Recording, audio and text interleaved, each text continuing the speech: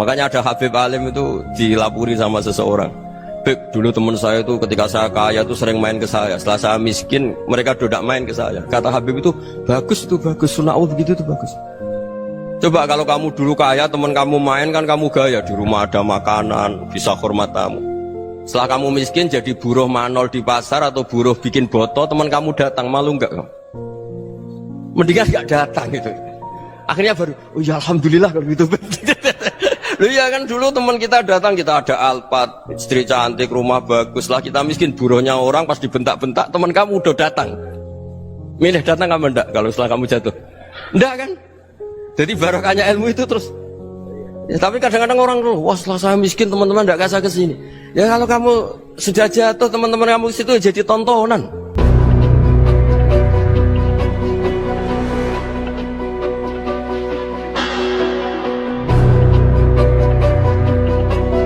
Sehingga ketika ada orang Badui, singkat cerita orang Badui ini kencing di masjid, semua sahabat membentak dia. Yang nggak bentak hanya Nabi tok.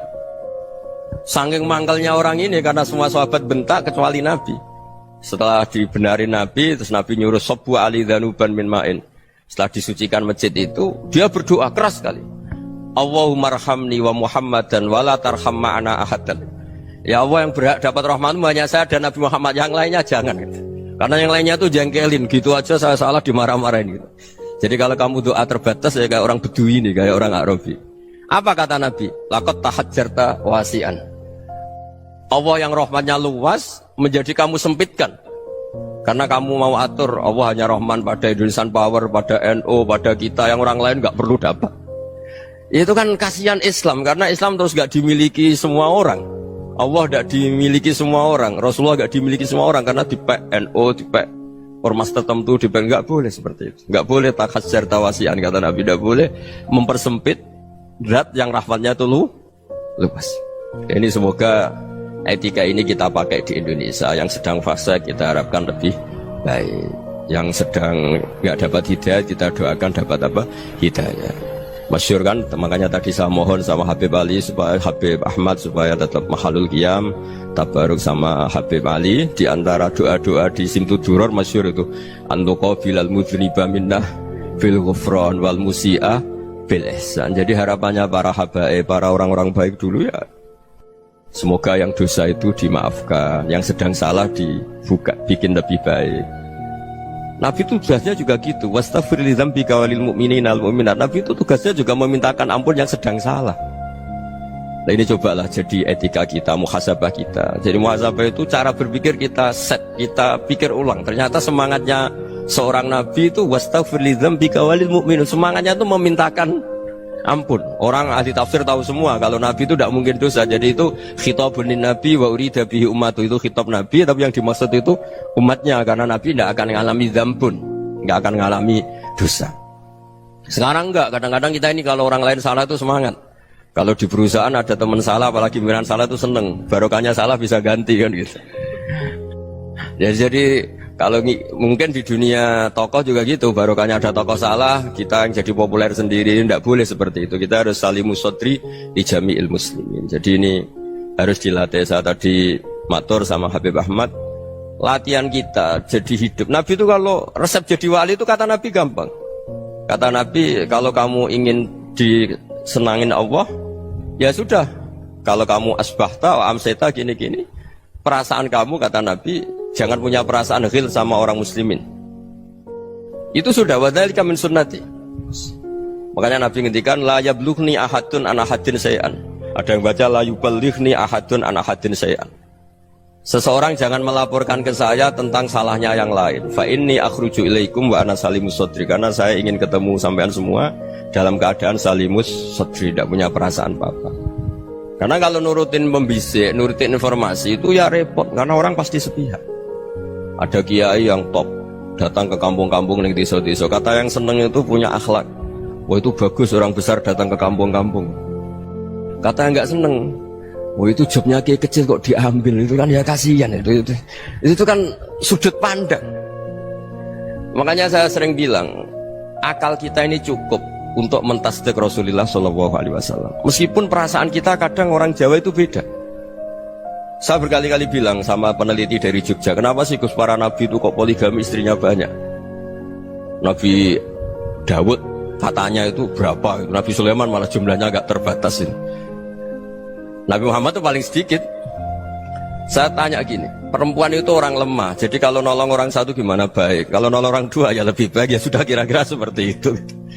Paling tidak akal kita masih tahu kalau orang baik itu kan mesti baik, nolong orang satu baik, nolong orang dua ya lebih baik, nolong orang tiga lebih baik. Tapi kalau kamu orang nggak baik, satu saja kamu terlantarin, kamu miskinkan, kamu ya tinggal diukur kan. Kalau orang baik nambah baik, tapi kalau orang buruk tambah buruk. Nah itu akal kita bisa menganalisis kenapa sih nikah itu ada yang poligami, ada yang enggak. Sudah ukur saja diri kamu. Misalnya kayak saya elek keriting, rabi terus, mau perbanyak wong elek, orang perilaku netok, raine dadi elek kabeh.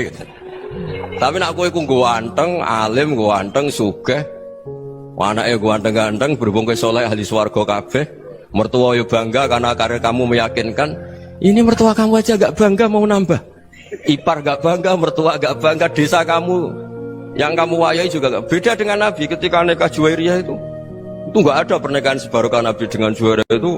Azharu Rasulillah, di situ habis perang banyak tawanan, gara-gara jadi besanya Nabi langsung dibebaskan semua karena Azharu Rasulillah. Sekarang besanya Kanjeng Nabi. Dulu Abu Sufyan mangkalnya bukan main sama Nabi, gara-gara putrinya dinikah terus langsung jadi. Kalau kamu kan enggak, nikah satu, nikah lagi, satu kampung musuhi kamu karena istri pertama ya cemburu, yang kedua agak bangga. Wah itu selesai itu di dunia wal akhirah. Maksud saya, nganalisis Islam itu harus pakai akal. Dan akal yang dipakai, ini saya bawa ke kitab Ihya, adalah pikiran-pikiran para ulama. Makanya ketika Imam Ghazali ketika ditanya, fakaifa bi muslimin fasikin asawwaha fi jami'i amri. Kalau kayak ketemu orang fasik, orang Islam tapi fasik, perilakunya nggak ada yang benar. Kata Imam Ghazali jawabnya lucu, aneh. Ma min muslimin illa wa islamuhu ta'ah. Tidak ada orang Islam kecuali dia mau Islam, membenarkan Allah dan Rasul itu sudah taatnya dia. Kok kamu tidak bisa melihat taatnya dia? Dia pikirannya kan ini pemabuk, ini tukang apa. Tapi kata Imam Ghazali, sebenarnya kamu masih bisa berpikir positif. Ma min muslimin illa wa islamuhu ta'ah. Tidak ada seseorang Islam ketika dia milih Islam itu pasti ada taatnya, yaitu tasdik pada Allah dan tasdik kepada Rasulullah SAW. Jadi dengan pola seperti itu, maka di antara guru-guru kita yang modern ya di era Mbah Maimun, di sini ada Habib Ahmad, Habib Salim, syair yang sering dibaca beliau adalah ada orang munajat sama Allah. Ini cerita munajat. Itu orang itu ngendikan gini, ana muznibun, ana mukhtiun, ana asi, huwa rahimun, huwa ghafirun, huwa afi. Ya Allah, saya mukhti, saya orang yang salah. Ana muznib, saya orang yang dosa. Ana asin, saya sering maksiat. Tapi engkau ya Allah, engkau ghafir, pemaaf. Engkau rahim, maha pengasih. Engkau afin, yang mudah memaafkan. Kata orang ini, ya agak kurang ajar, tapi saking senengnya sama Allah. Qobal tuhunna salasatan bisalasat. Ya gini saja ya Allah, sifat engkau diadu dengan sifat saya. Engkau Tuhan, Gusti, nggak boleh kalah katanya. Terus wasatah liban ausofu ausofi, dan engkau pasti pemenangnya gitu. Jadi ada orang rayu Allah dengan cara seperti itu ya ada ya. Saya ini manusia, salah saya banyak. Engkau ampunannya banyak. Engkau Tuhan, Gusti, nggak boleh ampunan Anda, ampunan engkau kalah dengan salah saya. Nggak boleh Tuhan kok kalah. Jadi untuk supaya orang punya harapan gitu. Banyak juga wali-wali yang jadab ketika datang ke makam Rasulullah SAW. Itu kalau dongo ya agak kacau sebetulnya, cara syariat agak kacau. Ya Allah, engkau punya dua pilihan. Jika engkau menjadikan saya soleh, surah habibu, yang senang kekasihmu, yaitu Rasulullah SAW. Tapi jika engkau menjadikan saya fasik, surah aduuk, yang senang itu setan. Monggo jenengan mau menyenangkan kekasih jenengan, mau menyenangkan musuh jenengan, monggo jenengan bebas kok memilih. Mestinya Allah ya senang menyenangkan kekasihnya. Jadi ya, intinya Allah dipaksa untuk menjadikan dia orang soleh gitu. Jadi kayak kemarin itu Pak Gus siapa yang kesini itu, kuliah kesini itu sama Habib Ahmad. Saya pertama nggak mau, lama-lama Habib Ahmad, ini gimana Gus? Orang taunya saya dekat jenengan, kalau nggak hasil saya waduh. Ini kayak doanya wali yang tadi. Nggak punya pilihan, nggak ada pilihan ini. Jadi saya mohon muhasabah itu dimulai cara berpikir. Makanya di sini sebetulnya teks ini supaya dapat barokahnya Ihya. Ini kitab yang disenangi para habaib, para ulama. Sebetulnya teks di muhasabah itu redaksinya gini ya, yang lengkap.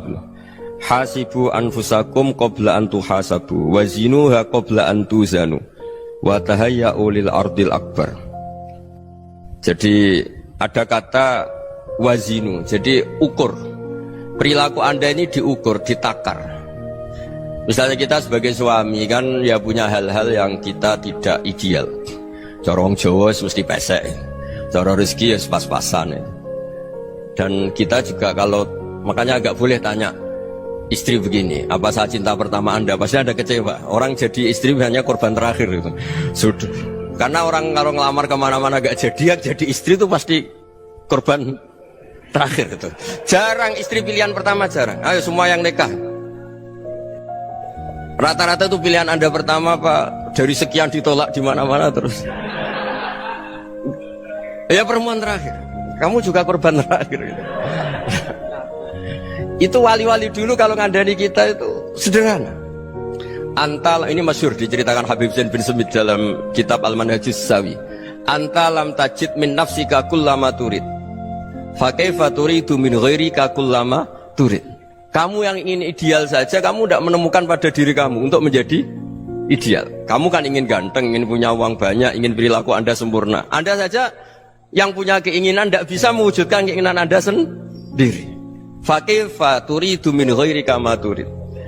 Jadi anta lam tajid min nafsika kullama turid. Fa kaifa turidu min ghairika kullama turid. Kamu yang punya keinginan saja. Misalnya saya ingin punya uang banyak, perilaku saya selalu benar, gak pernah salah. Loh, saya yang ingin saja dengan diri saya gak bisa untuk benar terus. Kok kamu berharap orang lain selalu benar? Jadi anta lam tajid ya sama. Kalau kamu menuntut istri kamu itu ramah, neriman, apa kamu neriman sama wajah istri Anda gitu? Engkau ya pola neng dindi jajaki sana jajaki sini, kamu sendiri tidak tahu apa. Jadi itu nasihat yang luar biasa. Anta lam tajid min nafsika kullama turid, fa kaifa turidu min ghairika kullama turid. Kamu mau menghormati semua orang? Tidak mau kan? Kemudian Anda berharap semua orang menghormati kamu. Kamu tidak ingin kan orang lain semua menghujat kamu. Sementara kamu enak aja menghujat orang lain. Makanya Rasulullah SAW luar biasa ketika bikin kaidah sosial. Apa la yu'minu ahadukum hatta yuhibba li akhihi ma yuhibbu li nafsihi. Jadi kalau ukuran iman itu sederhana. Kalau sesuatu itu baik, nyaman bagi Anda ya bayangkan itu pada teman Anda. Misalnya Anda bangun tidur sudah acak-acakan, gak punya uang, utang jatuh tempo, kan gak ingin ketemu orang. Ya kamu jangan bertamu ke jenis ini karena dengan kamu yang alami juga gak siap ketemu orang. Makanya ada Habib Alim itu dilapuri sama seseorang. Beb, dulu teman saya itu ketika saya kaya itu sering main ke saya. Setelah saya miskin, mereka tidak main ke saya. Kata Habib itu bagus, sunnah Allah begitu itu bagus. Coba kalau kamu dulu kaya, teman kamu main kan kamu gaya. Di rumah ada makanan, bisa hormat tamu. Setelah kamu miskin jadi buruh manol di pasar atau buruh bikin boto, teman kamu datang, malu enggak kamu? Mendingan enggak datang gitu. Akhirnya baru, oh ya alhamdulillah kalau gitu. Loh ya kan dulu teman kita datang, kita ada Alphard, istri cantik, rumah bagus lah, kita miskin, buruhnya orang pas dibentak-bentak, teman kamu udah datang. Milih datang kamu enggak kalau setelah kamu jatuh? Enggak kan? Jadi barokahnya ilmu itu terus. Ya, tapi kadang-kadang orang tuh, wah setelah saya miskin teman-teman enggak kasih ke sini. Ya kalau kamu sudah jatuh, teman-teman kamu ke situ jadi tontonan. Ya mulai sekarang cara berpikir itu dirubah. Dulu yang namanya kiai itu kalau diundang orang itu ya agak-agak senang. Semenjak saya itu agak rubah. Mengundang kiai, ngatur kiai itu tak haram-haramkan ya ada lumayan lah, sekarang itu sudah mulai agak beretika. Dulu itu ngundang tuh tanggalnya ditentukan, jamnya ditentukan. Oh, enggak mikir apa kiai saat itu nganggur, enggak. Punya wadifah, enggak. Dia milih tanggal yang dia nganggur, enggak mikir pas itu kiainya nganggur apa. Enggak. Ya saya hanya cerita aja, kamu tersinggung ya monggo, boten ya monggo itu kan. Jadi saya mohon lah supaya tadi saya juga matur ke Habib Ahmad. Jadi untuk orang merasa ikut sunnah Rasul itu gampang sekali kata Sayyid Muhammad. Dulu Nabi berpakaian ala daerahnya. Kalau mikot ya pakai mikotu baladi. Karena Nabi orang Madinah dan beliau berdomisili di Madinah ya misalnya mikotnya dari Bir Ali misalnya. Tapi kalau Anda orang kawasan Tanim mau umroh ya dari Tanim, misalnya kawasan Jirona ya dari Jirona. Artinya apa? Kamu ngambil mikot karena Nabi mikot misalnya dari Bir Ali, bukan berarti kamu harus seperti Nabi di Bir Ali, kamu orang Mekah, misalnya kamu orang Tanim, orang dia harus dari mikot itu apa? Baladi. Sama, makanya di fikih-fikih itu kalau tahnik anak, Nabi orang Arab, halawiyatnya kurma ya kurma. Kalau orang Jawa sedegan, semua podo-podo. Ya, podo-podo manis. Jadi ini tabaruk sama Sayyid Muhammad, ini ada murid beliau, Habib Ahmad, sahabatnya. Supaya orang itu merasa ikut Nabi itu gampang sekali. Ini sahabatnya di halaman tadi disaksikan Habib Ahmad 433 di kitab apa begini? Manhajus Salaf fi Fahmin Nusus. Itu kata Sayyid Muhammad, wa kanat sunnatu Rasulillah annahu yat'amu ma yajiduhu fi ardi wa yalbasu ma yajidu wa yarkabu ma yajidu mimma abahu wa ta'ala. Faman istamala ma yajidu fi ardi fa huwa al-muttabi' lis-sunnah. Kama annahu hajjal baita min madinati. Faman hajjal baita min madinati nafsihi fa huwa al-muttabi' lis-sunnah. Wa illam takun hadhil madinatu tilka. Jadi intinya misalnya Nabi dulu itu ngasih sedekah kepada fakir miskin ya pakai dinar, dirham. Ya kalau orang misalnya sedekah pakai rupiah ya sudah ikut sunnah Nabi. Jangan, lu Nabi pakai dinar loh, kamu kok pakai rupiah. Dulu dinarnya Nabi udah ada tulisannya Bank Indonesia, kamu ada tulisannya Bank. Ya tidak ada seperti itu. Ya jadi misalnya Nabi sedekah pakai tamar atau pakai al-aqid, ya kita pakai beras, pakai apa. Supaya orang tuh bahwa Rasulullah itu milik kafatal linnas, milik semuanya. Sehingga merasa ikut sunnah Nabi itu ya semuanya. Makanya dulu Mbah Mun kalau motivasi saya supaya bombong, kalau orang Jawa bilang bombong. Wong Jawa mesti ono wong alim. Beliau menyontohkan mas itu Mbah Fadol, Senori, Mbah Ihsan Jambes. Itu bisa ngarang-ngarang kitab luar biasa. Padahal beliau bukan orang Arab. Imam Sibawai itu orang Persia, Imam Ghazali orang Tus itu juga ikut Persia. Kata Mbah Mun, wong sing ora Arab lah mesti untuk jatah alim kata beliau. Karena Nabi itu diutus kafatal linnas. Nanti kalau orang yang alim itu Arab tok, berarti tidak ada perwakilan dari Afrika, dari Asia Tenggara, dari mana-mana. Makanya karena Nabi statusnya itu kafatal linnas. Jadi kita harus bangga sebagai Muslim, sebagai orang Indonesia karena misalnya Wali Kutub dulu terkenalnya hanya ada di Yaman, di mana. Ternyata pernah ada juga di Indonesia dan seperti Habib Abu Bakar Segaf Gresik. Jadi ya akhirnya kan tetap orang Indonesia meskipun beliau dzurriyyah Rasul kan ya sudah orang apa? Orang Indonesia. Dzurriyyahnya Habib Ali Simtuduror sekarang di Solo. Jadi Indonesia juga dapat Alawin banyak, dari Sadatin Al-Alawin juga banyak. Jadi saya mohon barokahnya ngaji seperti ini. Melihat orang lain tuh gampang, bayangkan tuh kalau anak kamu. Makanya Nabi nanti kalau nggak percaya lihat di Hikam nomor 15 di kitab saya itu. Di situ dijelaskan oleh Hikam, jangan-jangan semangat Anda pada orang yang maksiat, pada orang yang keliru supaya dihukum itu karena kebetulan itu udah anak Anda, itu udah keluarga Anda. Coba kalau itu keluarga Anda. Makanya kalau saya guyonan di Jogja itu ada pembantu mecahkan piring terus dimarahi majikannya, saya mesti guyon gitu, pasti itu pembantunya tidak cantik. Kok bisa Gus? Andai kan cantik dan kamu senang mecahno piring satu, piring 1000 ora iso ngamuk kowe. Ternyata ngamuknya tuh karena mecahkan piring apa karena plus tidak cantik? Coba jawab para lelaki ini. Kamu marah sama orang maksiat tuh karena maksiat, karena plus itu udah anak Anda. Bayangkan kalau itu anak Anda. Itu hebatnya Rasulullah SAW. Karena kita yang salah pun kadung umatnya, Nabi tetap ngasih fasilitas syafaati li ahlil kabair min ummati. Kayak apa baiknya Nabi? Udah ikut maksiat tapi ikut fasilitasi ngasih syafaat. Loh kalau li ahlil ibadah kan wajar. Nabi ketika ini syafaati li ahlil kabair min ummati. Ya karena tadi logika yang dibangun Rasulullah itu logika yang luar biasa. Kita semangat orang lain kena hukuman itu karena kita tidak punya ra'fah, tidak punya rahmah. Coba kalau Rasulullah yang bil mu'minina ra'ufur rahim, semangatnya itu mendoakan supaya tobat, mendoakan diampuni. Dan itu juga yang diperintahkan oleh Allah Subhanahu wa taala, wastaghfir li dzambika walil mu'minina wal mu'minat. Ya semoga barokahnya ngaji ini, barokahnya Habib Ahmad, barokahnya Maulid Simtuduror, barokahnya semua kitab madaih tiba berjanji semuanya, barokahnya Ikhya, barokahnya Said Muhammad, barokahnya guru kita semua Mbah Maimun, bapak saya. Kita ini ngikuti manhaj, ya, ngikuti apa? Manhaj. Saya sering didhawuhi Mbah Mun, kenapa ihdinas siratal mustaqim bukan siratoka? bukan jalan engkau ya Allah. Karena Allah itu nggak bisa kamu tiru. Allah itu tidak tidur, tidak makan, tidak kesel, tidak capek.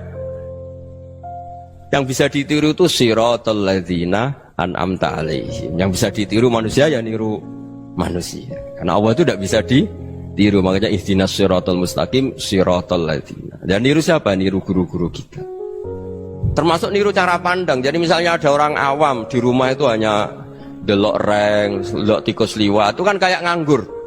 Ora tahajud malah mendelok reng. Melihatnya jangan gitu. Huwa tarokal ma'asiyah. Dia di rumahnya ndak dugem, ndak kemana-mana. Dia berarti malam itu tarkul ma'asi. Tidak nyopet, tidak garong, tidak ke tempat maksiat.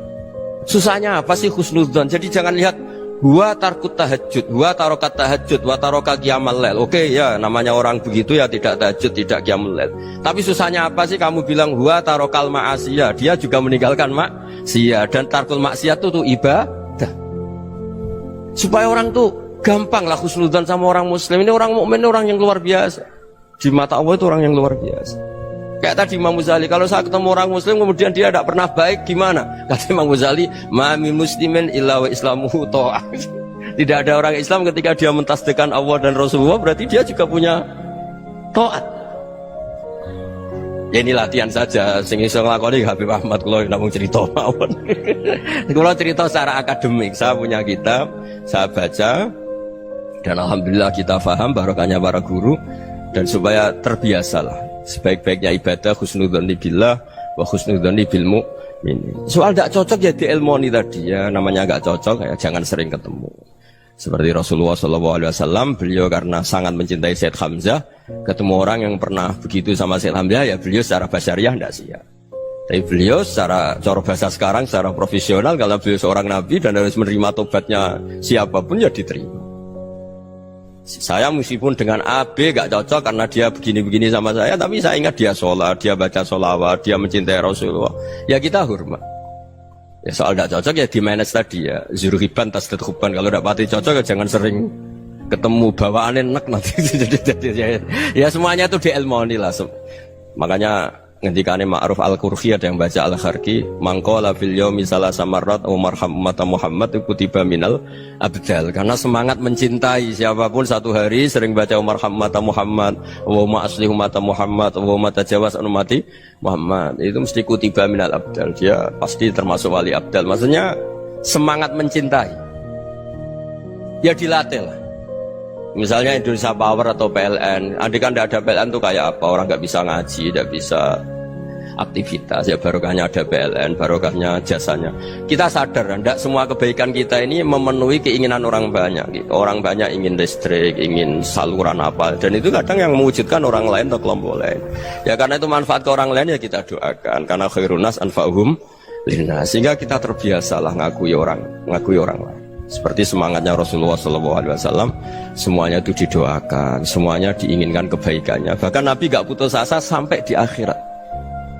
Ketika Nabi lain sudah putus asa karena sudah akhirat, sampai dimintai syafaat semuanya bilang nafsi, nafsi.